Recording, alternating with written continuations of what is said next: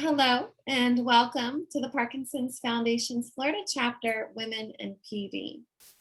I'm Krista Ellis, Community Program Manager for the Florida chapter. And today's program is being recorded and will be available for viewing on the Parkinson's Foundation's YouTube channel within a few days. We want to warmly welcome those of you who are joining us for the first time and take a moment to share the mission of the Parkinson's Foundation. Every day and in everything we do, we are working to make life better for people with Parkinson's. The Parkinson's Foundation makes life better for people with Parkinson's disease by improving care and advancing research toward a cure. And everything we do, we build on the energy, experience, and passion of our global Parkinson's community. To achieve our mission, we pursue three goals: improve care for everyone with Parkinson's, advance research toward a cure, and empower and educate our global community. Today's program is a great example of one of the things we're doing to help us meet these goals. We provide free resources, including educational books, webinars, podcasts, a life-saving hospitalization kit, and our toll-free helpline staffed by Parkinson's specialists. I also want to highlight our national initiative that offers genetic testing and counseling at no cost for PD-related genes. You can participate in person at a Parkinson's Foundation Center of Excellence near you, or with an at-home cheek swab and telemedicine appointment. For more information, visit parkinson.org/PD generation to sign up. And Jennifer will drop that link in the chat box for you guys. We also connect with our Parkinson's communities through our nationwide Moving Day events. Since 2011, our Moving Day walks have raised more than $30.8 million to support research, our Centers of Excellence network, and provide education resources and programs across the country. We're very excited to share we are bringing Moving Day to Tampa on May 15th and Moving Day in Broward on May 22nd. You can learn more and register by visiting movingdaytampa.org or movingdaybroward.org. And I'd like to take this moment to thank our sponsors for today's event, Acadia Pharmaceuticals. Today's programming would not be made possible without the generous support of our sponsors. And finally, I will begin to wrap up my housekeeping items from the Parkinson's Foundation and warmly welcome our expert speaker, Dr. Kathryn Moore from the University of Florida Department of Neurology. Dr. Moore, thank you so much for joining us today. Thank you so much for having me. I'm really excited to be here and to see everybody. I'm joining you from the University of Florida at the Norman Fixel Institute for Neurologic Diseases in our fancy podcast room. So it's good to see everybody and try out all this tech in here. My name is Kathryn Moore, and I have no disclosures for this talk, but I'm really excited to go through a whole bunch of stuff with you all about women and Parkinson's disease. So I've got four major objectives for today. The first is we're going to look at how women have been underrepresented in Parkinson's research, both about the disease and the development of treatment. We're going to talk about risk factors for developing Parkinson's disease and how those may be different in women versus men. We'll also discuss how Parkinson's symptoms are really diverse, but may be different in men than women as well. And then finally, we'll talk about treatment and care strategies that are directed towards the specific needs of women. So thank you so much for being here, but why are we here? Why are we here talking about this? We know that men and women are different. We've all heard, men are from Mars and women are from Venus. It's fairly obvious to everybody that there are differences, but we don't often think about it being different in terms of our health and our health care.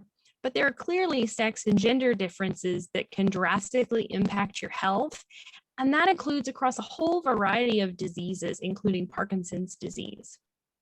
Unfortunately, people doing research into disease and treatment of all kinds have thought that women are just too complicated to put into research. I would say we're complicated, but not too complicated for research. And so many people were calling to include diverse populations of people in research, whether that's differences in sex and gender or in racial background. But it wasn't until 2012 that the government required representative involvement of women in research. So we're way behind in what we otherwise would be about understanding how exactly women are different in terms of their health, disease, and treatment of those diseases. Dr. Moore, I'm so sorry to interrupt you. Your mic is a little crackly. I'm wondering if we moved it around a little bit, maybe we could get a clearer feed from your audio. How does that sound there? Still a little crack to it. Is that any better? Maybe hit it a little. This thing on. How is that? It's as I mentioned, it's fairly technical in here, so I don't know how much I can do. Absolutely. Is that working any better for you? I think we'll proceed just as okay. Thanks, okay. Dr. Moore. Sorry about that, everybody. So just to emphasize here in this slide, what are some of the real differences that are coming out of this research now that we're finally involving women in health and disease research? You may have heard of the sleeping pill Ambien or Zolpidem, and this was out on the market for 21 years before in 2013, the FDA finally said, you know, we need to be dosing this differently between men and women.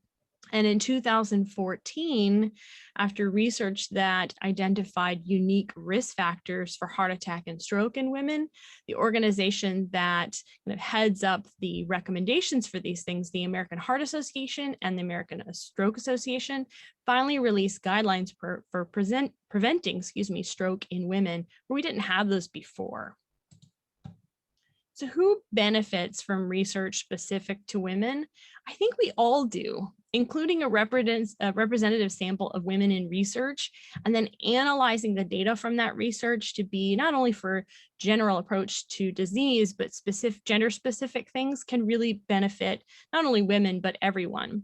So say, for instance, you're doing a research study and you get a result that says this treatment looks like it's good to treat this specific disease. It has a minor effect.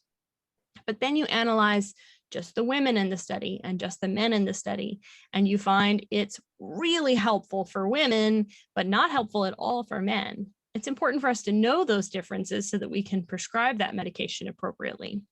So Carolyn Clancy of the Veterans Health Administration has said sex-specific data could allow guidelines to be more specific and allow clinicians to better tailor care to the individual, which we know that kind of individualized, personalized care is very important for people with Parkinson's disease.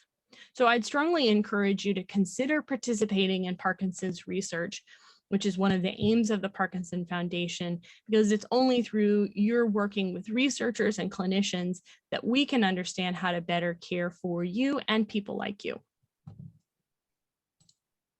So now let's talk about risk for getting Parkinson's and how that may be specifically different for women. So who has Parkinson's disease? It's difficult to tell exactly how many people in the United States have Parkinson's disease for a number of reasons. One of which is that the way we diagnose Parkinson's disease is by talking to you and examining you. There's no blood test, there's no image that can, brain scan or anything that specifically can say, oh, this person has Parkinson's. So even when you see someone like myself, who's a specialist in movement disorder, in general, we don't do super great. We're about 80% accurate. And so the data collected by the Parkinson's Foundation, with all those caveats in mind, suggests that about 1 million people in the United States have Parkinson's disease. So that may be over or under, but we know that it's a very large number of people. You're not alone. And that number continues to grow every year. Each year, about 60,000 Americans are diagnosed with Parkinson's disease. And there seems to be differences not only in gender and sex, but also in race in terms of the rate with which people are diagnosed. So the most common type of person to be diagnosed with Parkinson's is a white man. And so if you look at this graph here, in the United States, white men most commonly get this diagnosis, followed by other racial groups, Hispanics, Blacks, and Asians. And then if you look at each of those individual racial breakdowns, where the blue column is men and the gray column is women, you can see that in each of those groups, women are less likely than men to be diagnosed with Parkinson's disease. So overall, there appears to be a lower risk of Parkinson's in women than men. So for about every 3 men diagnosed with Parkinson's, 2 women are diagnosed with Parkinson's. So if I'm a woman and I'm less likely to get Parkinson's disease, why should we focus on women in Parkinson's disease? Well, I think it fundamentally comes down to the fact that there are real differences, and it's important to understand those to give the best care. One of the things is whether or not you have Parkinson's disease, women tend to live longer than men. So the things that you may run into as you progress through your journey with PD could be very different, whether you're a man or a woman. And we can just think about some of those things in your own life, the things that you're struggling with versus maybe people of the opposite sex that you know have Parkinson's disease, in terms of how they get their care and the kind of care they're able to receive. So it's important for us to understand that, and specifically try to understand the unique obstacles women face and how we can best address those. So what about risk factors for Parkinson's in general? You should understand that risk factors don't mean that you're going to get a condition, but just increases the chance that you're going to get a condition. Age really is the biggest risk factor for getting Parkinson's disease. The older a person is, the more likely they are to get this diagnosis. And then we've also explored already that women appear to be at a lower risk of getting Parkinson's than men. Environmental exposures have been implicated as risk factors for getting Parkinson's disease as well. These include things like pesticides, heavy metals, solvents, and air pollutions, and BCBs. There's also a link between traumatic brain injury and the risk of Parkinson's. Besides the environment and the things around us, genetics, as we're learning more and more every day, can play a big part in whether someone gets Parkinson's disease or not. We don't really think of genetics, we don't really think of Parkinson's disease as a classic genetic disease where everyone in your family can get it, although there are rare cases of that. If you have a first-degree family member, so parent or sibling, that sort of thing, with Parkinson's disease, you do have an increased personal risk of getting the disease. It's about 10% in terms of the number of cases that are linked directly to a genetic defect or change in the genetic material. Interestingly enough, it's not just the actual gene that leads to the symptoms of Parkinson's, but other genes that can affect one another in terms of modifying the risk of getting Parkinson's disease. So it's a really complicated picture that we're trying to make clear with research. When I see a patient with Parkinson's disease, sometimes I'll be asked, how did I get this? What did I do? What happened to me that made me get Parkinson's disease? And for most people, there's no way for us to say, here is the one thing that did it, right? We usually think about Parkinson's as a combination of risk factors that add up to one individual getting Parkinson's disease. So very rarely is it a clear genetic, biologic, or environmental factor that leads to the disease. It's usually a combination of those things over time that leads to the condition. So it's very difficult to say, oh yeah, that's clearly what happened. Does anything reduce your risk of Parkinson's disease? You know, there is some research to support a number of factors. We clearly need more research on this. One of the things that we emphasize is physical activity. There is some evidence to suggest that being physically active reduces your risk of Parkinson's, but we also know it's an important factor in the care and how well you do when you're going through your journey with Parkinson's disease. Now, this thing about tobacco comes up a fair bit, whether that reduces your risk of Parkinson's disease. And in no way should any doctor or anyone else recommend the use of tobacco as some sort of protection for Parkinson's disease, right? It's far more dangerous at causing other problems than it would be to protect you from Parkinson's, but it's important for us to research it. There may be some particular component of tobacco that we can utilize in some safe way to protect against Parkinson's. My personal favorite is the coffee and tea drinking, big coffee drinker. And so my hope is that will help reduce my risk for Parkinson's disease. But one thing specific to this talk to point out is it's more likely to benefit men than women in terms of reducing their risk factor for Parkinson's disease. A good diet can be helpful, having flavonoids, so fruits and vegetables, unsaturated fats, and vitamin D. And then there's certain evidence that some medications that you would need for other reasons could reduce your risk. Again, really favoring men in this case. So when we think about the difference between men and women biologically, the first thing that may pop into your head is estrogen. It's a big difference biologically between men and women. And we do know there's a reduced risk in women versus men in getting Parkinson's. So is the reason estrogen? Well, it's really not clear at this point. The research is sort of, as we say, in its infancy. And it's not, there's not a lot of evidence to suggest that it's very helpful. For instance, if someone is postmenopausal, that estrogen factor is essentially gone. But it doesn't, the data doesn't show that the risk changes in a postmenopausal woman. So it's not really clear. Maybe having estrogen is protective at certain times or in combination with all those genetic and environmental risk factors. In particular, estrogen is known to be very high during pregnancy. So this is a good time for researchers to try to figure out what the effects of estrogen might be. And in this busy table on the left here, you see a number of reports about pregnancy and Parkinson's disease. And for many of them, the Parkinson's disease symptoms worsened during pregnancy. Unfortunately, this doesn't give us any clear answers either, because many times in pregnancy, we have to boost up the dose of medication because of all the other biologic changes happening during pregnancy. So these results of worsening symptoms may not be related to increased estrogen, but rather not enough medicine during pregnancy. So still remains pretty unclear. How about other things that may lower the risk of Parkinson's in women? Well, we talked about environmental factors, so things like heavy metal exposure, solvents, pesticides. Men are more likely to be exposed to those things just given the kind of work that we tend to do and the kind of exposures that we have in general. They're also more likely to sustain a head injury than women, so safety first, everybody.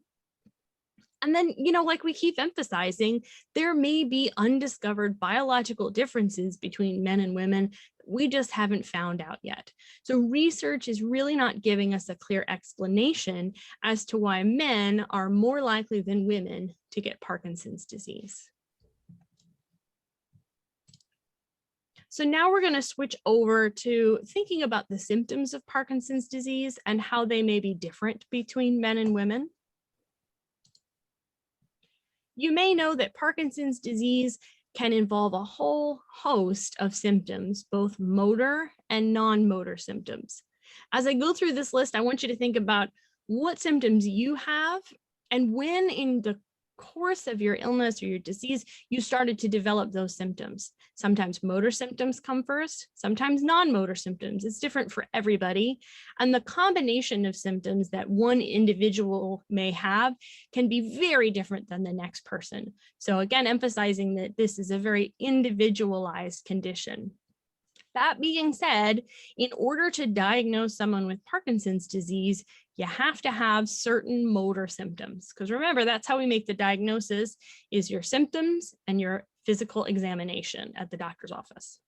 The number one thing you have to have is a specific kind of slowness of movement called bradykinesia.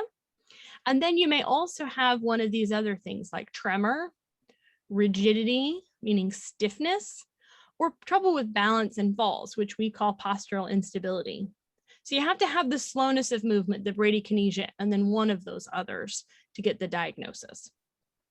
Other motor symptoms include freezing, like getting stuck and being unable to move, dystonia or muscle spasms. Sometimes this is cramping, sometimes it's the head turning or the foot turning in, and then soft speech. So many people have very quiet hypophonia when they talk. The number of non-motor symptoms is growing all the time as we learn more about Parkinson's. And you may have motor symptoms as your first symptoms, or you may have non-motor symptoms that start first. These are pretty varied and include things like cognitive changes, constipation and fatigue, psychosis, which involves things like hallucinations and delusions, loss or reduced sense of taste or smell, mood disorders, pain and sexual problems, sleep disorders, urinary issues, vision problems, and unfortunately, the list goes on and on. So 2 points I'd make about that. One is we want to know about the non-motor symptoms that you're having. It's part of our job to figure out, is this related to the Parkinson's? And also, what can we do? Sometimes it's difficult to know if a symptom is related to the Parkinson's, but I want to encourage you to bring it up with your doctor so that we can try to deal with it. Really, whether it's to do with your Parkinson's or not, we can at least send you in the right direction to take care of those symptoms for you, because it can be really difficult to deal with. So there has been research about Parkinson's symptoms and the differences between men and women in the following areas. So whether or not you have certain degrees of motor and non-motor symptoms, the degree of disability from those symptoms, and health-related quality of life. So all of these have started to be looked at as we've understood that differentiating between men and women is more and more important. The biggest difference that has been found is in that long list of non-motor symptoms. So it's important for us to take a look at that. So what I have in this chart here across the top is whether it's worse, the symptom is worse in women, men, or no difference. And the rows are motor symptoms, non-motor symptoms, and other measures of disease severity. So women tend to have more tremor, particularly at the onset of symptoms, and more difficulty with balance and gait, leading to falls and freezing. Men tend to have more difficulty with rigidity and involvement in their upper bodies, their arms and neck and shoulders. But there's really no difference in terms of overall motor symptoms and the amount that you have, and the progression as well. In terms of the non-motor symptoms, women tend to have more of these, and they tend to have more mood symptoms like depression and sadness, anxiety and nervousness, tummy trouble, GI disturbance and constipation, and pain. Overall, without PD, women are more likely to have dementia by about 13% if you compare all types of dementia. But women are more likely to have dementia and Parkinson's as well. Whereas men tend to have more behavior problems, orthostatic hypotension, which is that lightheadedness if you stand up, RBD, which is REM behavior disorder, that's that punching and kicking in your sleep, acting out your dreams, and sexual dysfunction. There's no sex difference known in psychosis, which again is the hallucinations and delusions. And then, as we've already talked about, men are more likely to get Parkinson's disease, but they're also tend to have a shorter life expectancy, and that's true in general as well. Kind of the main things that I think about in terms of disease onset and progression is that women tend to have tremor as their first symptom, and they're likely to get symptoms slightly earlier than men by a couple of years. But overall, in terms of how their motor symptoms do over time, it ends up being about the same. Here's a list of the symptoms where it's not clear that there's any difference. So we already talked about the motor symptoms, and the way a movement disorder doctor will think about it is this UPDRS motor score. And then everybody's got to have this bradykinesia. And there's really no difference here in sleep and fatigue, more mild thinking problems and urinary symptoms, as well as the amount of disability and the quality of life. Interestingly, despite the fact that the list of non-motor symptoms is growing all the time, we've yet to identify any particular symptoms that are just something women experience. In the background of all this, as you're thinking about the symptoms you have for Parkinson's and trying to address that, you and your doctor should be aware that women and men tend to have different comorbidities. Now, this is a word we've become familiar with in the COVID-19 pandemic, but it basically just means other medical problems that you have besides the one that you're dealing with in that doctor office. So for women, we tend to have more skeletal problems. So osteoporosis or thin bones, hip fractures, rheumatoid arthritis, and osteoarthritis. Men tend to have more heart trouble like atrial fibrillation or abnormal heart rhythm, acute myocardial infarction or heart attack, colorectal cancer, and the breathing condition called chronic obstructive pulmonary disease or COPD. So there are differences in the Parkinson's disease, and unsurprisingly, there are differences in other health issues, which we recognize now that we are having women involved in health research. So you've seen your doctor, you've identified your motor and non-motor symptoms, and now we need to do something about it. So let's look at the treatment options that are available in general for Parkinson's disease and how they may differ between men and women. The treatment of Parkinson's disease, the same as your individualized symptoms, your treatment needs to be individualized for you. So every person needs an individualized treatment plan for their Parkinson's disease symptoms. These can include things like medications and surgical options, and should also include lifestyle modifications like diet and exercise, and access to therapy like speech therapy and physical therapy. It can take a while, even working with a well-trained physician, to get an exact treatment plan that works for you and all of your symptoms, both motor and non-motor. It's also complicated because over time, those symptoms may change. So it's important that you talk with your doctor about the wide variety of things that we can do to help you. And unfortunately, despite decades of research and a number of good symptomatic treatments, we currently do not have any medications or surgery to slow or stop the disease progression. So another reason to get involved in research. So the treatment of Parkinson's disease in terms of pills can be a little bit complicated. The basic idea is that you want to replace dopamine, but it can be different based on age, the particular symptoms that you have, and other health problems and medications that you're on. So your doctor should look at all of those things when helping to work with you and develop an individualized treatment plan. So how does the use of medication for Parkinson's differ between men and women? Well, studies show that men and women take pretty similar dopaminergic or PD medications, and they're both about as good at taking the medication as recommended, which can be very helpful. Pain management, which is a very complicated thing in Parkinson's, is also similar for men and women. Some of the differences that have been noted in the research is women are more likely to be prescribed antidepressants and a medication class called benzodiazepines. This may be related to the fact that women tend to have more depression and anxiety, which can be treated by these medications. Interestingly, men tend to receive medication more often for things like cognitive impairment or dementia, which that's kind of interesting because we already said that women are more likely to get dementia. So I can't tell you the exact reason, but I guess you can think about why that might be, and remember to let your doctor know that you're having thinking problems, and don't be shy about letting us know. We want to help.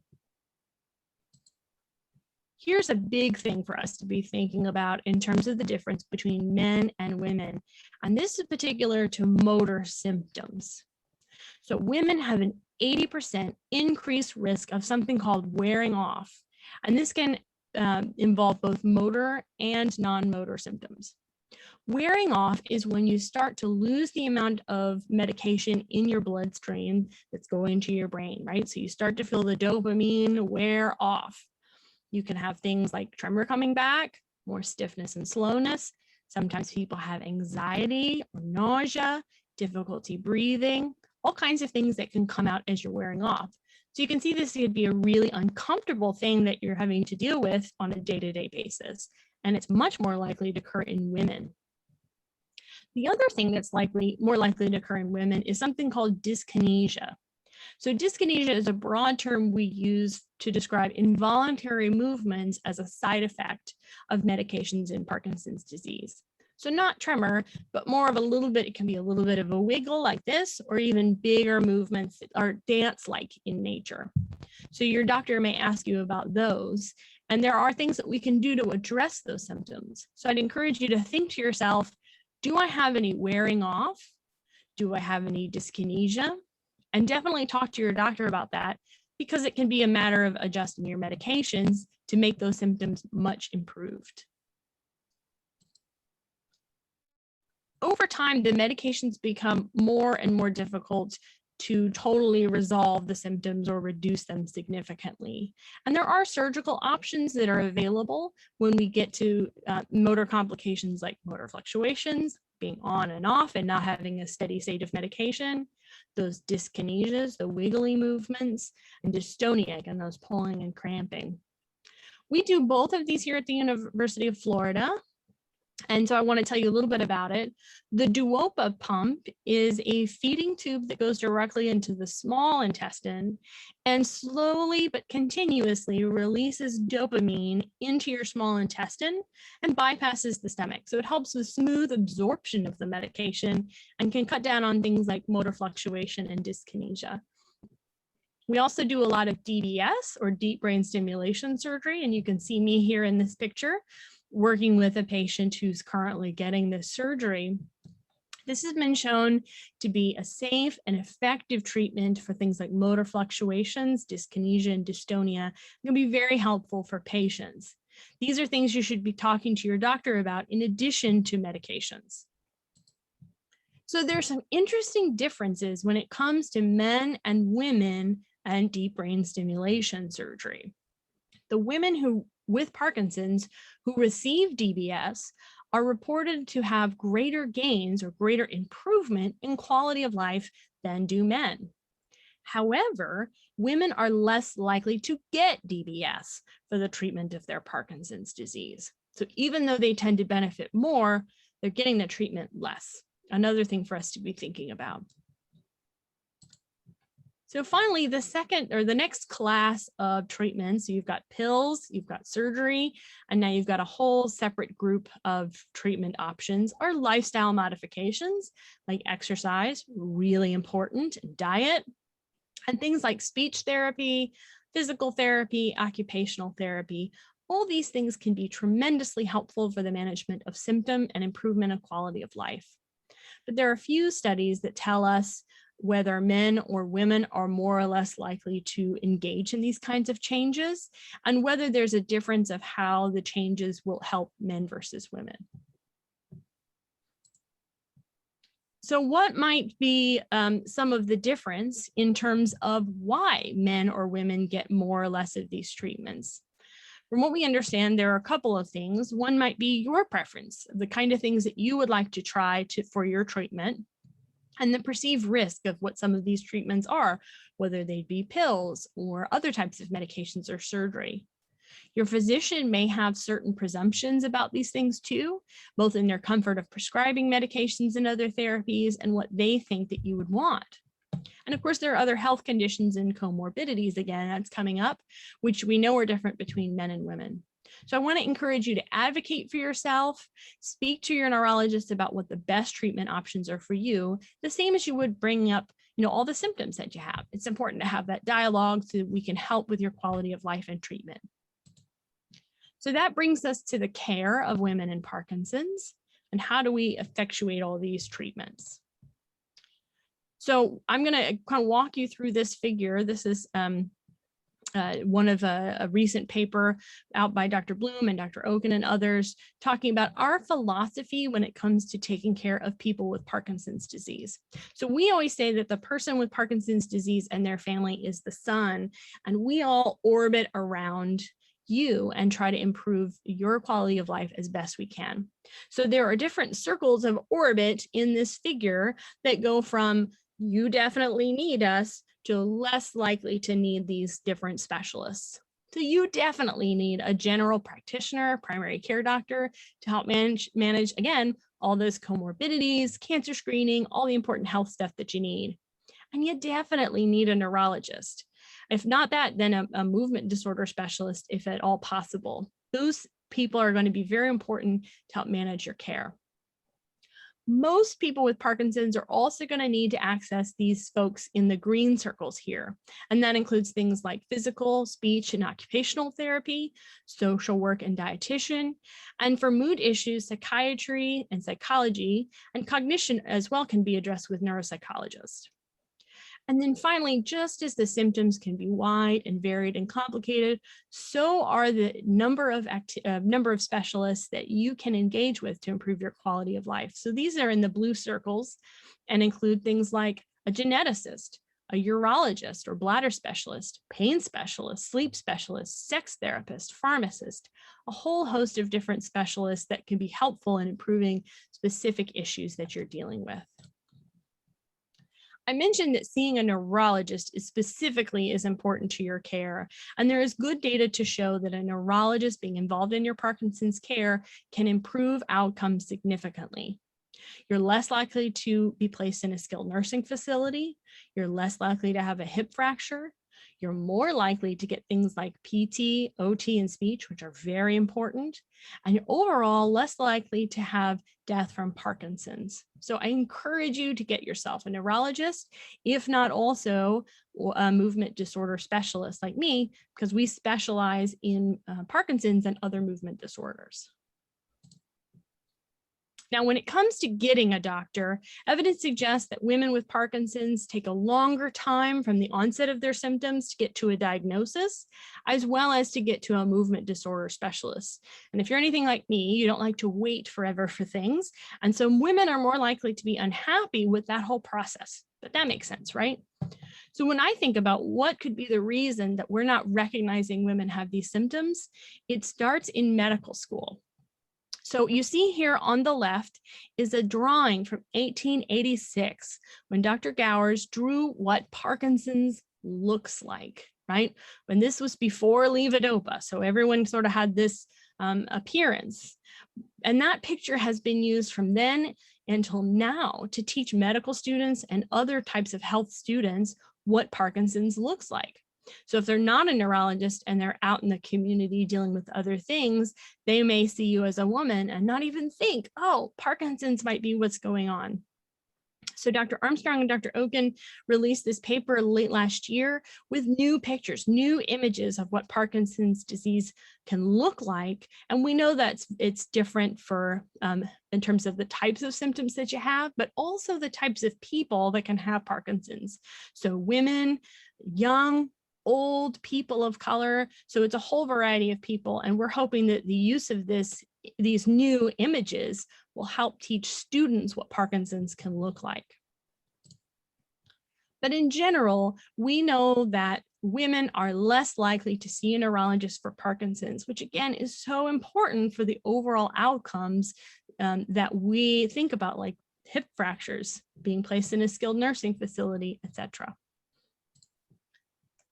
So general points about women accessing care with Parkinson's: less likely to see a physician, more likely to be placed in a skilled nursing facility, more likely to receive home health care, and more likely to receive hospice care.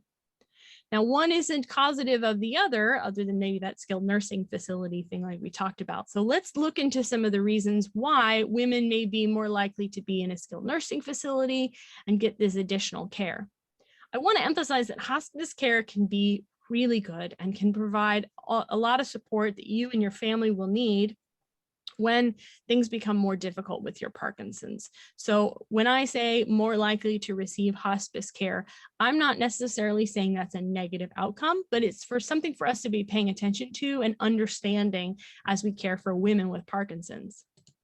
So let's take a step back for a second and talk about nursing facility care. Women are much more likely to be in nursing homes than men. If you go into any nursing home in this country and look around, you'll see far more women than men. In addition to that, women with Parkinson's disease are 34% more likely to be in a nursing home than men with Parkinson's disease. So this map here is showing the percentage of residents that are women in nursing homes. So the lowest range, the light blue, is 58 to 60%, and the dark blue is 68 to 72%. So that tells us there's far more women than men in nursing homes. But studies suggest that when people are living in nursing facilities, they're less likely to get the outpatient neurology care that they really need. So this is something we need to pay attention to. So what are some of the reasons that 34% for that 34% increased risk of being in a nursing facility if you're a woman with Parkinson's versus a man with Parkinson's? Well, we know that women with Parkinson's have an increased risk of dementia and also hip fracture. And those things are associated with increased nursing facility care. So if you have dementia, you're 4 times more likely to be in a skilled nursing facility than other folks.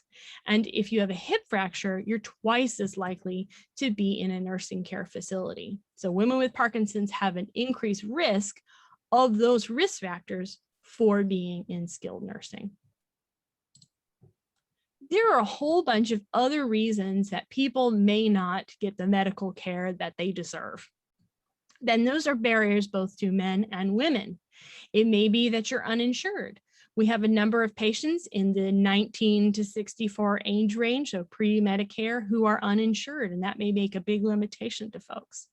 There may be transportation difficulties, even getting in and out of the car, but also think about, is there even a neurologist within driving distance of you, let alone a movement disorder specialist?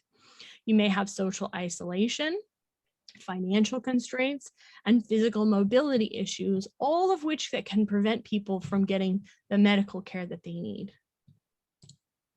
Specifically for women, we tend to be the nurturers, the caregivers. You're taking care of your kids, your grandkids, your spouse, your parents, your community. And we give and give and give. And sometimes this leads us to neglect our own health problems. And studies have shown that caregivers, like many women are significantly more likely to be in poor health and have problems getting the care that they need. Also, we know that women with Parkinson's are more likely to pay non-relatives for their care, and they're less likely to come with someone to their office visit, a care partner, friend, or caregiver. They're more likely to live alone. So you can think how these would be barriers to getting the kind of healthcare you need, in addition to the things like we talked about, like doctor not near you, or transportation problem, or insurance issues. So all those things are health outcomes, being in a nursing facility, dementia, falls, hip fractures, and those seem to be poorer in general in women. Despite this, women with Parkinson's live longer than men with Parkinson's.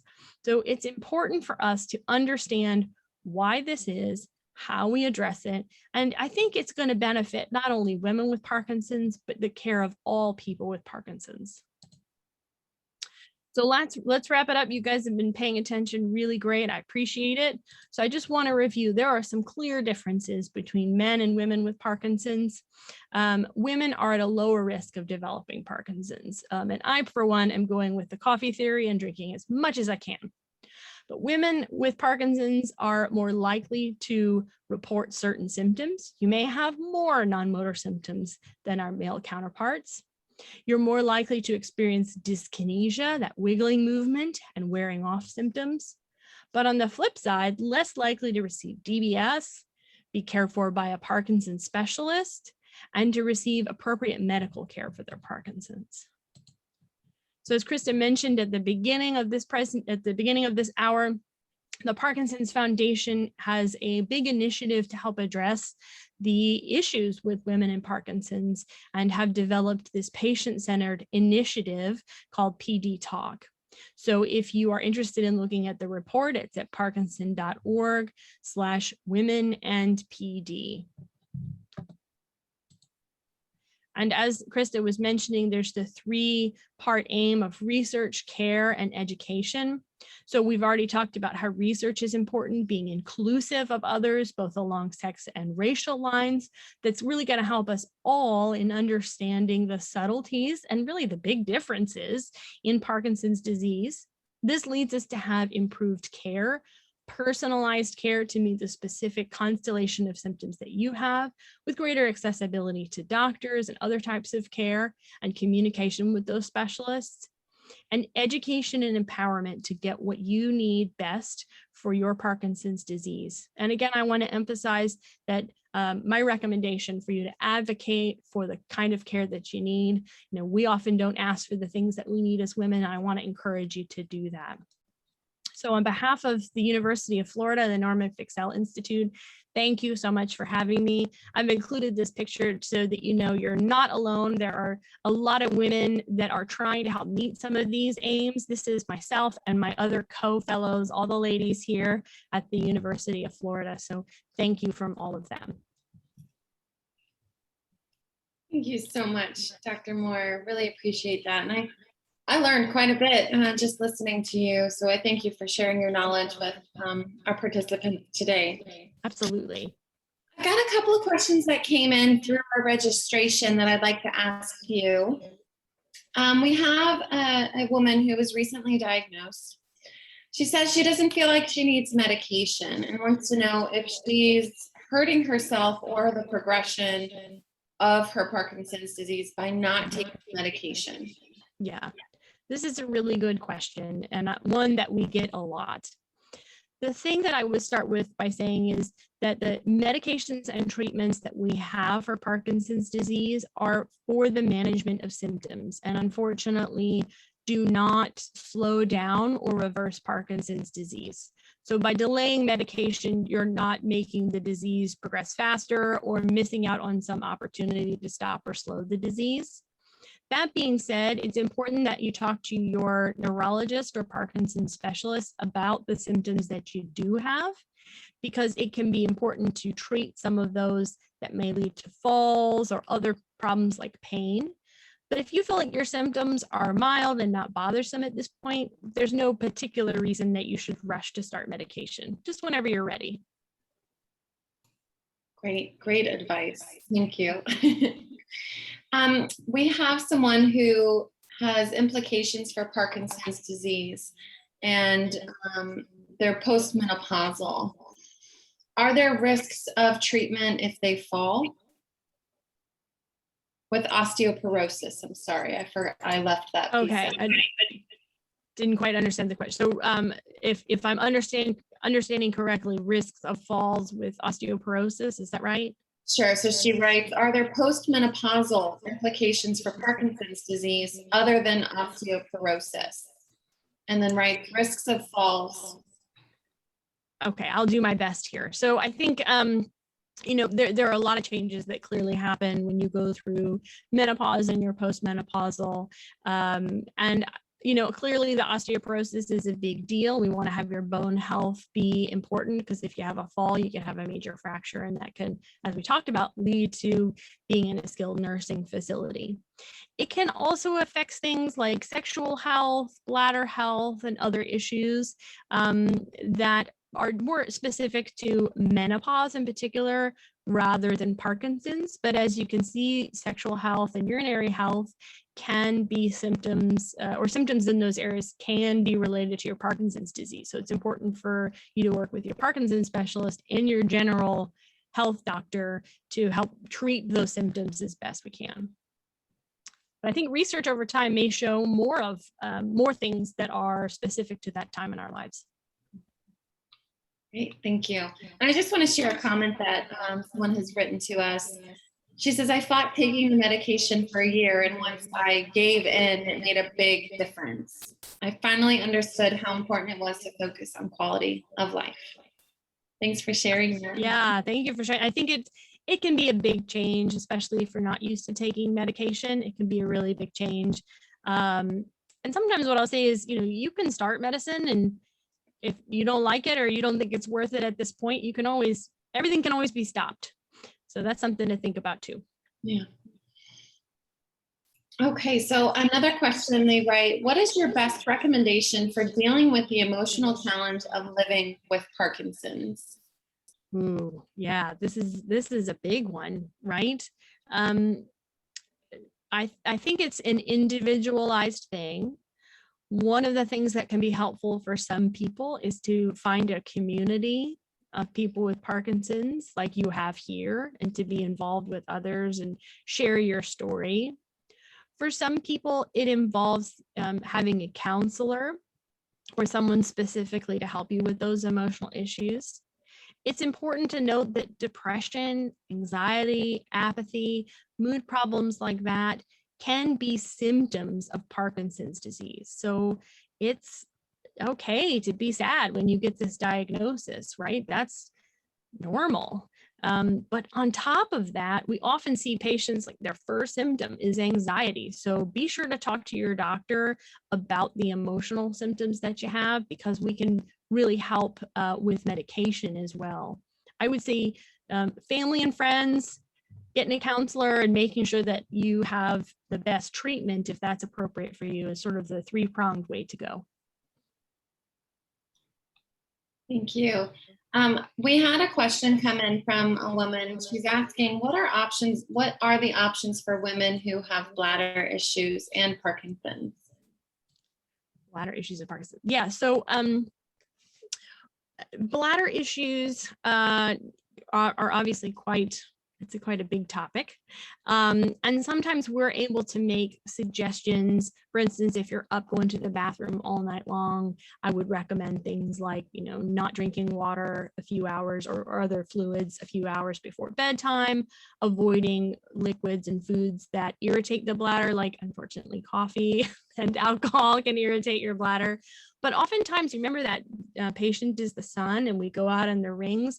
Urologist is in that last ring there. So sometimes we get a urologist involved, and that can be very, very helpful. I don't want to take over every kind of doctor. I think we have a number of specialists who can be helpful. So we involve everybody on your team that we think would be helpful for you. The Parkinson's Foundation does have a fact sheet regards to urine problems, incontinence, I'm sorry. So I'm going to drop that link. You can download and read it on the web or print it if you'd like. And I'm going to place it here in our chat. So for those of you who are interested in reading more, you can connect with that. We got a direct question. Are there any recommendations for a senior woman with Parkinson's disease who is living with depression? Yeah, I think this is a very difficult thing to deal with. And certainly, like we were talking about before, depression can be a symptom of Parkinson's disease. We often talk about dopamine, and that's such an important thing that we want to supplement in Parkinson's disease. But Parkinson's can also change your serotonin level, and that can lead to depression and anxiety. So again, I think that three-pronged approach to mood and emotional issues, gathering your tribe, your team around you on your personal life, whether that's friends and family, pastor, you can, and then sort of what the evidence shows is that if you take a medication for depression and you have a counselor, so a psychologist, those therapies both individually are very helpful, but together are better than the sum of their parts. So I always tell people it's like 2 + 2 = 6, and they don't have interactions with each other. It's not two medicines, but both of those things can be very helpful. It can be difficult to find a psychologist or a counselor that works for you. And so I also encourage you, if you've tried before and you're like, I didn't like that person, that didn't work out, keep trying until you find someone that works for you. Advocate for your health, and that's a really big way you can do that. Thank you. So I've got just a few minutes left with Dr. Moore. A couple more questions if we can. Dr. Moore, I believe this is a male partner of a woman living with Parkinson's disease. And Great, all are welcome. Yes, he says, my loved one has Parkinson's disease. She's been diagnosed for 4 years and lives with daytime fatigue with no energy to do any activities. What treatments or therapies could assist with this day-long fatigue? Yeah, I'm glad you brought up fatigue. Fatigue is complicated. There are many reasons, many reasons that people can have fatigue. And so it's important to, again, individualized therapy is so important. So what I start with is making sure that the general health issues are reviewed and taken care of.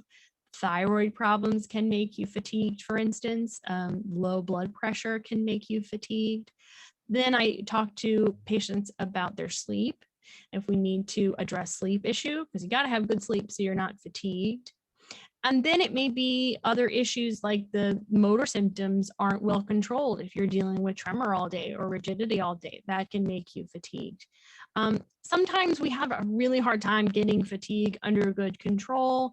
There are certain medications that doctors can prescribe that can help that, but my first instinct is to try to fix any kind of underlying issue before we start adding on any other medication. So it's a good question, complicated answer. I would when you see your doctor next, say, today we're talking about fatigue. This is what I want to talk about, because it can be a good conversation for you to have. I've got 2 more questions that were submitted, and that'll be just about time for us. Marianne writes to us, what do you think about supplements like CoQ10, fish oil, lithium? Is there anything you would recommend specifically for women with Parkinson's? So also a good question. I get a lot of questions about supplements. There was some hope that CoQ10 would be helpful some years ago, and it doesn't seem to be that has panned out very well.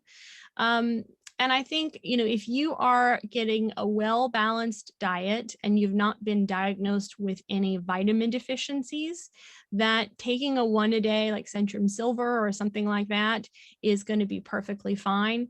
I personally am a bit wary of supplements, particularly those that promise cognitive health and reversing dementia and things like that. Specialists in the cognitive neurology world, people that deal with dementia, have really strongly said, let's be very careful about these sorts of things, because there's unfortunately no good evidence that it does what it promises and can cause side effects like liver problems. So I'd encourage you to talk to your doctor about specific supplements and if they're right for you. But in general, I say, unless someone has told you you have low B vitamin or something like that, a once a day multivitamin can be really great. Thank you, Dr. Moore. And I did get several questions about finding a movement disorder specialist near you, or telehealth services. So I would encourage you to not be hesitant to reach out to the Parkinson's Foundation's helpline. We have specialists who know and are well connected with our movement disorder specialists across the nation. So wherever you are calling from today, we can find a movement disorder specialist near you, or that do provide telehealth services so you can receive expert care from a movement disorder specialist. Okay, Dr. Moore, thank you so much for your time today. I sincerely appreciate the knowledge that you share with us, and just all the work that you do on behalf of the Parkinson's community. Well, thank you so much, and thanks for having me. Absolutely, it was great to work with you for the first time. Yeah, exactly. And of course, I want to thank all of you for joining us today and for taking that initiative to learn more about the struggles that you might be living with today. Maybe you're embracing your journey with Parkinson's disease, embracing education of this disease, and maybe you're sitting here on behalf of your loved one who's living with Parkinson's disease. So major applause to all of you. We do appreciate your feedback on our program, so please remain right here at the close of the session to complete a brief survey. We use these evaluations to plan our future programs. Today's program has been recorded and will be archived on the Parkinson's Foundation's YouTube channel within a few days. A link to the recording will be sent to you via email in the coming days, along with a link to complete the program evaluation if you're not able to stick on. And again, a huge thank you to our program sponsor today, Acadia Pharmaceuticals, for their generous support in the programming on behalf of the Parkinson's Foundation. The Parkinson's Foundation has been providing weekly educational and wellness programs in a virtual format through our PD Health at Home series. We invite you to participate in our PD Health at Home events, including Mindfulness Mondays, Wellness Wednesday, and Fitness Fridays. And here's a list of our upcoming events for the Florida chapter. We do have one in-person event that will be debuting next month, May 15th. That'll be Moving Day, Tampa Bay. Sign up and register to move with us at movingdaytampabay.org. You can take a screenshot of the slideshow that's appearing on your screen now, or visit parkinson.org/Florida/events to learn about upcoming events and register. The Parkinson's Foundation is here for you. Please visit our website at parkinson.org to learn more about our expert care centers, research initiatives, or to download free educational resources. If you had a question today that we were not able to answer, please reach out to our helpline. It's toll free. We do have bilingual specialists on that helpline number. It's 1-800-4PD-INFO, or if you prefer, email helpline@parkinson.org. You can also contact the helpline to order free resources, including our educational books and our hospital safety kit. We thank you again for joining us today. And I want to just thank Dr. Moore one final time for sharing her time with us on this Thursday afternoon. And I hope I will see you guys soon again. Thanks for coming.